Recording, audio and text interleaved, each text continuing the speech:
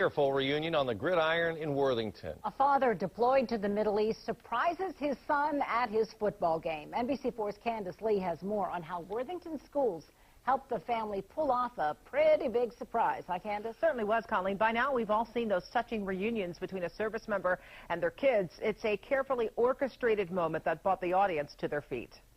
The Worthington Cardinals warmed up just as they always do. Hands, bring the hands, bring the hands. Among them, number 70, Chase Backert, a linebacker and 7th grader, a young man who spent the summer taking care of all the women in his life. He was the man of the house while Mike was gone.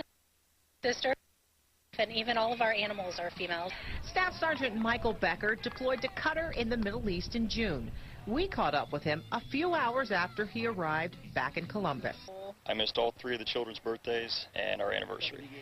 Beckert guessed he'd be back in Columbus 2 weeks ago. About a week ago, I talked to my wife, and then she contacted the school, and we kind of had an idea. We wanted to surprise them. Working with the Worthington School's athletic director, the family came up with a plan. Have Dad greet Chase on the field just before the game started. I'm hoping that he doesn't get too shy in front of a whole bunch of people. When the moment came, Chase joined 3 teammates for the customary pregame handshake and coin toss. Staff Sergeant Mike Beckert of the Ohio Air National Guard, who has just returned home from deployment after 4 months in Qatar. He is surprising his son, Worthington Cardinals number 70, Chase Backert, who is serving as today's Worthington Cardinals captain. Staff Sergeant Beckert has been serving in the United States military since January 1999. Beginning with the United States Marine Corps Reserve.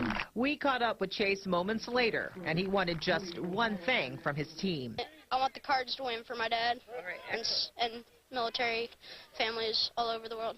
By halftime, they were well on their way, leading 30-0.